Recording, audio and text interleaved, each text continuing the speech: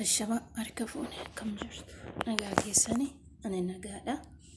Bakka jirtanitti warri du'arraa haftanii fi warri gaddarraa haftan baga nagaa taatanii akkasumallee akka tasaa gaddiif duuti kan sin mudate yoo jiraattan maatii keessanillee duuti kan qaqqabe yoo jiraattan jabaadhaan isiniin jedha.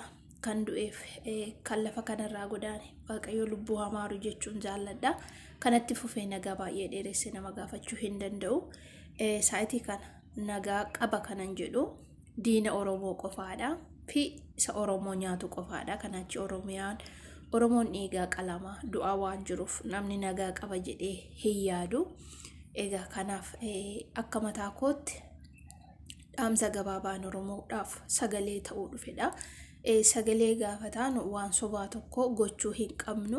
Sagalee ta'uun callisneetti YouTube keenya guddifachuu yookaan social media keenya Facebook, TikTok guddifachuu tuun taane dhugaarra dhaabbanne akkamitti saayitii kan Oromoodhaaf sagalee ta'uu dandeenya, akkamitti Oromoo deeggaruu dandeenya, Oromoo qulqulluu lafa isaarratti du'aa jiru, qalamaa jiru, sirni nama nyaata dur Oromoorraa harma muraa jiru ammammoo morma dhugaatti nu argisiise morma muree eenyummaa isaan nutti himaa kan jiru kana dhummoo akkamitti harka wal qabanne Oromoo bukkee dhaabbachuu qabna kan jedhu yaada koo isa gabaabaan isinii qabadhee dhufee jira.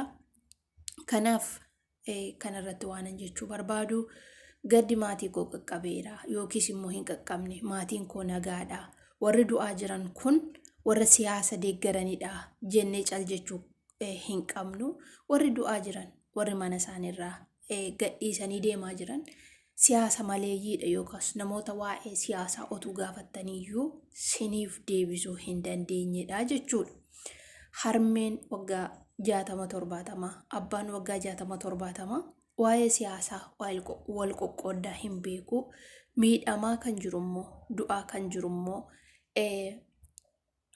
qeesaa saayitii kana qeesaa kabajamaa qeesaa irratti boonee jiraachuu kan qabu qeesaa irraa gadheedhaaf dhiisee kan deemaa jiru abbaa keetidha, abbaa kootidha. Kanaaf saayitii kana maal gochuu qabna? Akkaataa nuu danda'ameen lammii keenya bira dhaabbachuun jaallannee utuu hin taane dirqamneeti jechuudha. Biyya keessaa hiriira nagaa ba'anii harka isaanii wal dabarsanii lubbuu isaanii qawweedhaaf kennaniitidha. Saayitii kan hiriira nagaa ba'anii falmachaa jiru mirga isaanii.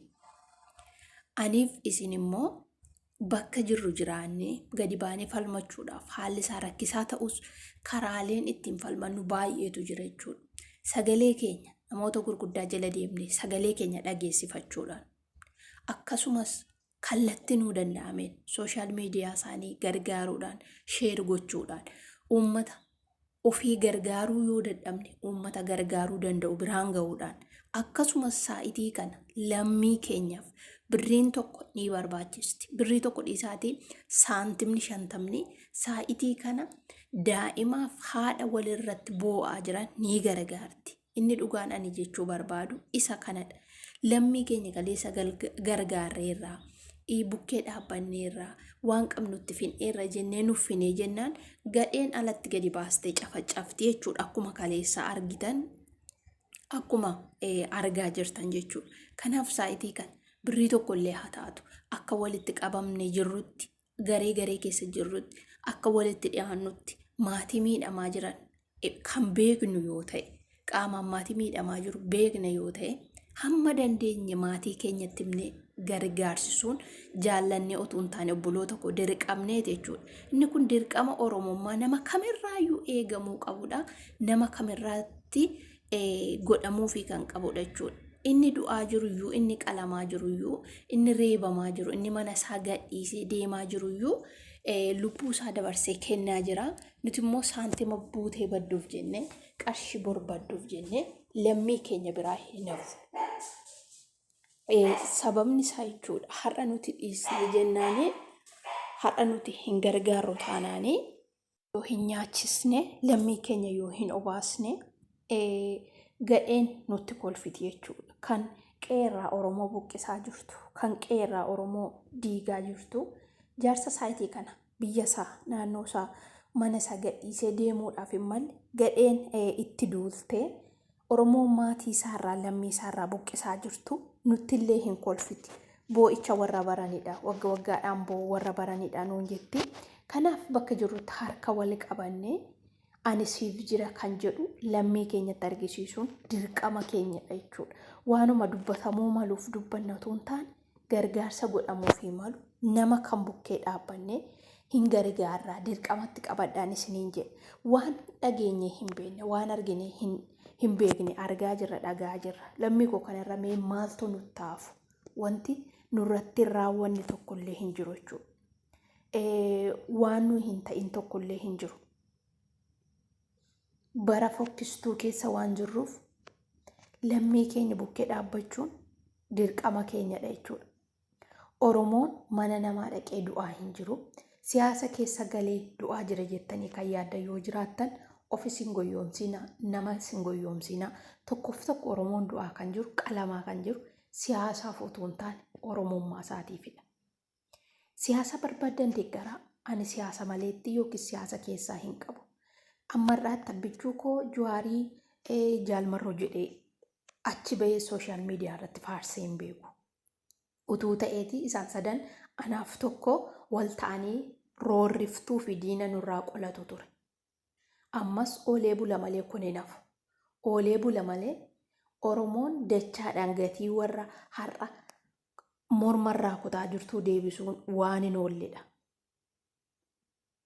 Hin oolus hin hafus. Gumaadhumatu baasa. Reeffaa wajjin gadi bahee suuraa ka'uudhaa baatus waan godhaa jira har'allee. Gargaarsi keenya immoo isaan barbaachisa. Biraa hafuu hin qabu. Reeffaa wajjin kan suuraa ka'u reeffa malee nama miti. Akka biyya keenyaatti, akka Oromootti, Oromoon safuu qaba, aadaa qaba, beekumsa qaba Oromoon. Reeffaa waliin jireenya hin barbaadu. Reeffatu reeffaa wajjin suuraa ka'a jechuudha. Kana qofaa miti. Mataa namaarraa kutanii baatanii hin deeman kan keenya Oromoon kana hin godhu. Sababni isaa gaafa re'ee qalan yookiis gaafa hoolaa qalan mataa re'ee yookiis mataa hoolaa saree jala buusu. Sareen iyyuu baattee akka baandiraatti rarraaftee ittiin hin deemtu. Gatteessa iddoo tokko teessee nyaatti. Wanti nurratti ta'aa jiru dhiirummaa otoo hin taane budummaadha kun. Oromoon budaa miti, Oromoon qulqulluudha. Sareen gaafa morma hoolaa itti kennan gatteessee nyaatti malee rarraastee baattee hin deemtu. Kanarra akkana gochaa jiru maafan lafa Oromoo gadhiisee galaa, maafan qabeenya Oromoo gadhiisee galaadha. Wallagga hin dhaalamu, yoomuu hin dhaalamu. Wallaggi saba biraatiin gonkumaa hin yaadamus yoo goota ajjeesan gootatutti dhalatee bula. Dheengada tokko morma kutan miti kan dhalatee bule jagna caalu tokkotu jira. Ooltee bultee arguudhaaf jirti. Nutis warraadha siyaasadha jennee mataa dhokfannee galtoota jala deemnee akkas ta'an oollee bullee arguudhaaf jirra. Nuti dhabnu dhalli keenya hin dhabdu. Bilisummaan immoo hin dhufu. Oromiyaan hin bilisoomti. Akkasitti hin hafu. Warraadha morma murte, kaleessa harma murte, borgatii ishee tokko lamaan deeffachuuf jirti. Kan kaleessa sharaa miillatti godhattee dhufte dhaxalaa yookaan barabaasee jedhama isaanirraa barree kana. Kaleessa miillatti godhattee dhufte har'a siniikerii kaattee jennaan Oromoon of baree lafa isaarraa ishee kaase. Isa dhabdee har'a foon Oromoo golatti ol galfattee mataa ilma Oromoo nyaachaa jirti. Kan kana godhu immoo dhala namaa miti. Hin goonus kana nurraas yoo eegan hin godhanis Oromoon kana. Goonni Oromoo kana hin godhu. Ajjeesee gumaa baafata. Lolee gumaasaa baafata. Dhiirriin dhalata, dhiirriin du'a. Dhimma irraa hin qabnu isa kana. Lubbuun dhiiraa gaafa dhalatte duute. Gadheen iddoo gadheettuun duuti, iddoo reeffaattuun duuti, dhiirri iddoo dhiiraatti du'uun nama hin gaddisiisu. Kanaaf nuti warri haala tokko keessa jirru, har'a nyaannee bulaa jirru, dhugnee bulaa jirru, lammii keenyaaf ayyaanu. Abbaan Oromoo Wallaggaadhaa godaanaa jiru mana isaa gadhiisee du'aa jiru abbaa keeti abbaa kooti. Inni shawwaa, inni salaalee, inni bahaa, inni dhiyaa, inni kaabaa, inni kibbaa wal qoqqooduu nafee gandaan kallattii nu barbaachisu wareegama lubbuu nutti dabarsanii deemaniiru. Nu gaafata dhiigni ilmaan Oromoo akkasitti dhangala'aa jiru. Nu gaafata lafeen isaanii gadheedhaan akkasitti fannifamee alaabaa ta'ee diramee deemu sun. Anaaf siniin hin gaafata. Oromoo bukkee haa dhaabbannu saayitii kana. Warra waan nyaatan dhabanii, waan dhugan dhabanii daandii irra taa'anii bu'aa jiraniif kaleessa hammaaranii kennu, kaleessa budduksanii kennu. Oromoon kadhattuu miti kadhaan beeku. Deemee bataskaana jala taa'ee, chirchi jala taa'ee, maskiida jala taa'ee Oromoon hin kadhatus. Oromoon kadhattuu miti. Garuu kadhattuun har'a lafa isaa irratti maasii isaa irratti kadhattuu godhe. Kanaaf saayitii kana Oromoo bukkee dhaabbadha. Akkasinitti toleen karaa kamiin saba kana gargaaruu danda'a kan jedhu namni bahee nutti himeef utuu hin taane nuti ofii keenya Oromoo bukkee dhaabbachuun dirqama keenyadha yalammeeku. Warra afaan koo dhageessan, warri hin dhageenye hadhiistu diinota gidduu jirra waan ta'eef inni nu qaalu maal dubbattaadha. Kaleessas argeera waan ta'eef har'as nan arga boris arguuf hin jira waan ta'eef dubbachuun immoo dirqama keenya. Dubbachuu qofaatu hin taane gumaa keenya numatu baafata. Numatu baafata. Gumaan gumaadhumaan deebi'a. Gadheen har'a lafa Oromoo dhaaltee saba Oromoo irratti roorristu argachuudhaaf jirti. Gatii ishee tokko lamaan deeffachuudhaaf jirti. Dhalootatti isa kana dabarsitee deemaa jirti.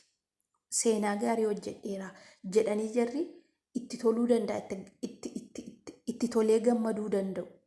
Garuu goota nuuf dhalchan gaafa Haacaaluu Hundeessaa ajjeesan Oromoon marattee ol galtee teessidan. Lubbuu itti dhabaa jirti Oromoon isa kana dhimma irraan qaban. Qawwee isaanii sodaa qawwee hin qaban. Mormaan jijjiiru lafa isaanii. Gadhee miti qe'ee isaaniin kennan lafa isaaniin kennan har'as ta'e boru. Lubbuudhaan jijjiiru malee. Isa kan aniif isin immoo baanee loluu yoo dadhabne, baanee mirga keenya falmachuu yoo dadhabne karaa nuu danda'ameen akkamitti falmachuu hin danda'a, akkamitti saba koo bukkee dhaabbachuu danda'a kan jedhu itti yaaduun dirqama keenyadha. Ilmoo garaatti baattee bakkee keessa jooraa jirti. Deessuutu araasiitu bakkee keessa jooraa jira. Isa kanaaf immoo aniif isin warra carraa qabnu gargaaruun bukkee dhaabbachuun dirqama namummaati. Wal dhaggeeffachuu hin qabnu. Siyaasaaf du'e, maaliif du'e, gandaaf du'e hin jiruun akkasii nu bira. Kanaaf kanan isiniin jedha dhaamsi kun kana fakkaata. Ulfaadhaa warri dhaggeeffattan fayyaa ta'a.